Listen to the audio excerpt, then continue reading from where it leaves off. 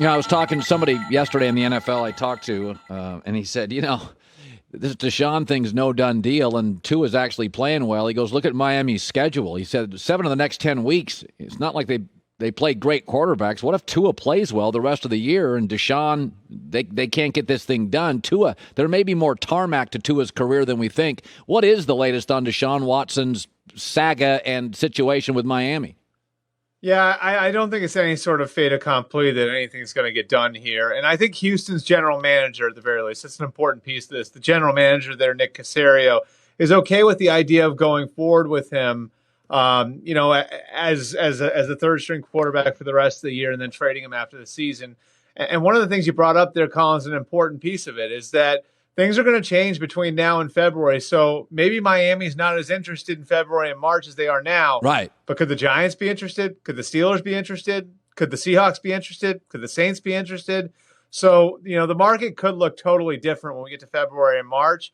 But I think the Texans feel very confident that the market, one way or another, is going to be there. So whether or not the owner pushes this, because I know Cal McNair would like him out of the building. It's possible it happens between now and Tuesday, but I don't think Nick Caserio feels like he absolutely has to get something done before the trade deadline. They've already sort of weathered the PR storm here. So if somebody comes up to Nick Caserio's price, fine. If not, I think they're comfortable where they're at. The Panthers checked in earlier this week. It was the first time they checked in a couple months. They're sort of out now. The Eagles, Broncos just sort of sitting back and monitoring. So we'll see if the Dolphins come up to what the Texans have been asking for. Mike Tomlin was, I thought it wasn't random when he brought up Sean Payton and Andy Reid. They're not up for the USC job because they both got a Super Bowl.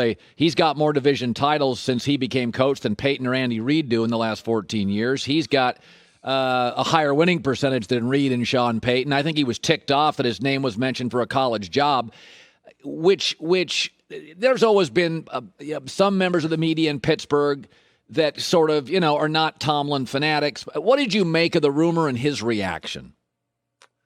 Well, I mean, first of all, I think his reaction was fine. Like, I understand why he'd be upset with it because it probably got to him as something other than what it was. It was maybe USC is interested, and it turned into, would Tomlin be interested in them? And so I can understand why he got upset, and I think he did a good job of shutting down speculation. That's how you're going to do it if you truly want to shut down speculation. But I think the larger picture here, Colin, is what teams, what college programs are looking at when they're looking around the coaching landscape right now, and how Mike Tomlin's been there for 15 years now. He's been there for as long as Bill Cowher was there.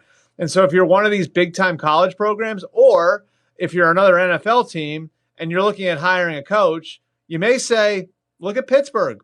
Mike Tomlin's been there a long time. Ben Roethlisberger may be on his way out after this year. There's some uncertainty in that organization. Is this the time to go see if Mike Tomlin might be available?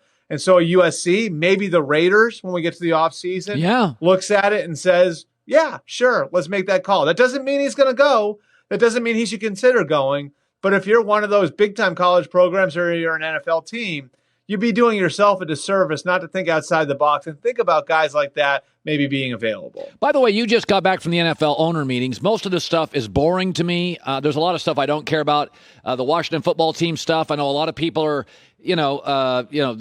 engaged on that. Was there anything from the owner meetings that you took that you found kind of interesting?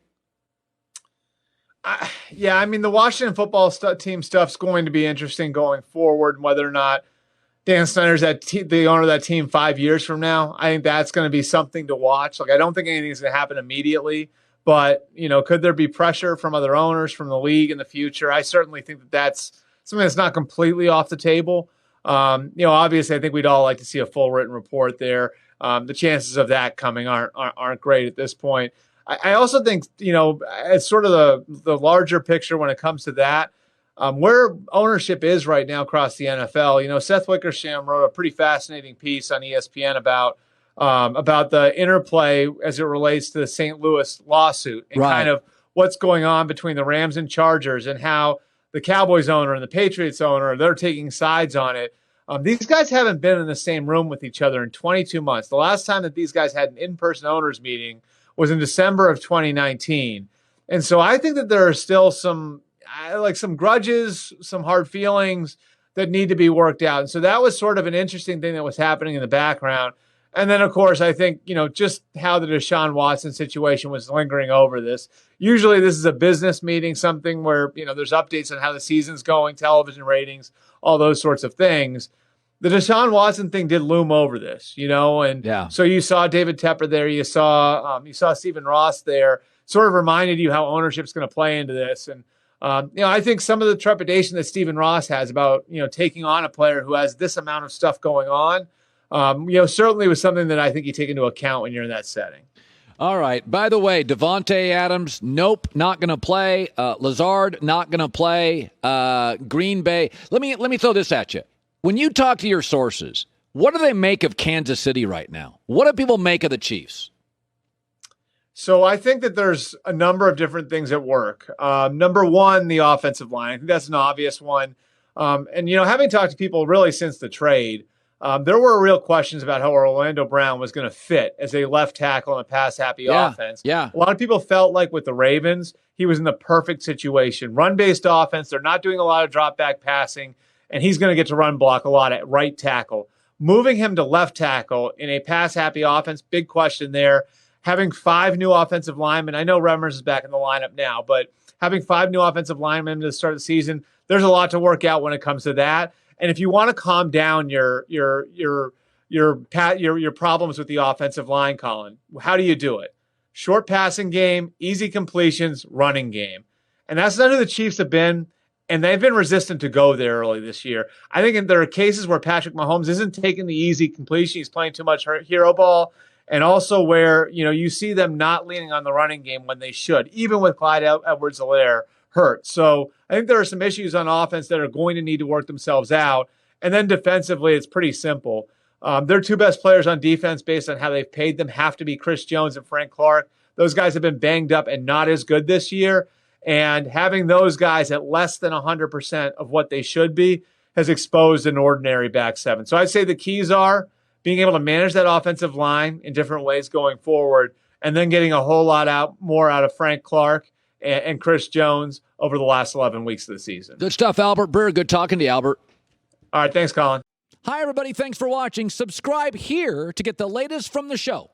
Also, be sure to check out more of the best clips from The Herd, or go watch a few segments from other shows on FS1.